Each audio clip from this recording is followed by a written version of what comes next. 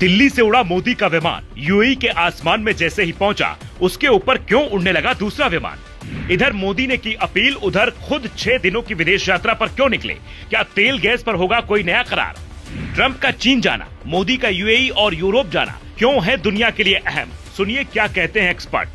ये तस्वीरें हैं प्रधानमंत्री नरेंद्र मोदी के यूएई दौरे की, जहां के एयर स्पेस में जैसे ही मोदी का विमान पहुंचता है, एक नया विमान उसके ऊपर उड़ता नजर आने लगता है, जो कि आम तौर पर देखने को नहीं मिलता, क्योंकि जिस रूट पर प्रधानमंत्री या वीवीआईपी चलते हैं वहां इन बातों का खास ख्याल रखा जाता है ताकि सुरक्षा में कोई सेंध लगाने की साजिश न रचने पाए।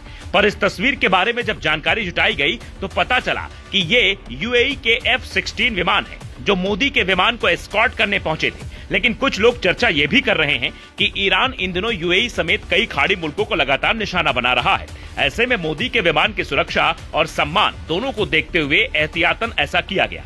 लेकिन ईरान से चूंकि भारत के रिश्ते अब भी अच्छे हैं, और आपको याद होगा कि प्रधानमंत्री मोदी जब यूक्रेन गए थे तो रूस ने हमला रोक दिया था, और यहाँ भी ईरान यूएई दोनों से ही भारत के अच्छे रिश्ते हैं। यही वजह है कि मोदी के यूएई पहुंचते ही पीएम मोदी को गार्ड ऑफ ऑनर दिया जाता है। उसके बाद वहां के राष्ट्रपति शेख मोहम्मद बिन अल जायद नहान के साथ प्रधानमंत्री मोदी द्विपक्षीय बैठक करते हैं और कहते हैं, मैं अपने दूसरे घर आया हूँ। ये भावना मेरी जिंदगी की बहुत बड़ी पूंजी है।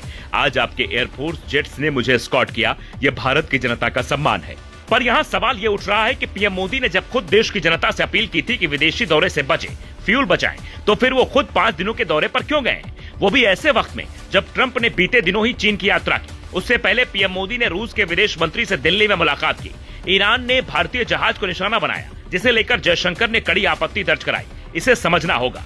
प्रधानमंत्री नरेंद्र मोदी यूएई के बाद नीदरलैंड, फिर स्वीडन, नॉर्वे और इटली का दौरा करने वाले हैं। ये वो देश है जहां मोदी कई बड़ी डील कर सकते हैं। फिलहाल यूएई को लेकर यह खबर सामने आई है कि वहां 4 बड़े करार पर हस्ताक्षर हुए हैं। पहला, भारत और यूएई के बीच एलपीजी सप्लाई से जुड़ा अहम समझौता है।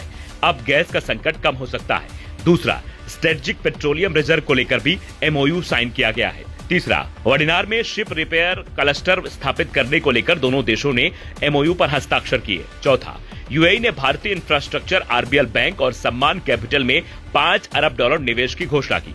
इसके अलावा ये दौरा इसलिए भी खास हो जाता है क्योंकि यूएई ने हाल ही में दुनिया के बड़े तेल निर्यातक देशों के संगठन OPEC छोड़ने का ऐलान किया है, जिससे दुनिया के कई देशों में खलबली मची है, क्योंकि अब यूएई अपने हिसाब से अधिक तेल का उत्पादन करेगा। इससे वैश्विक बाजार में संकट कम होगा, क्योंकि OPEC में रहने पर उसे जितना कोटा मिलता है उतना ही तेल बेचने की अनुमति थी। खबर है यूएई ने 2027 तक अपना क्रूड ऑयल उत्पादन बढ़ाकर 50 लाख बैरल रोजाना करने का लक्ष्य रखा है, जिसका फायदा भारत को मिल सकता है। यानी 5 दिनों के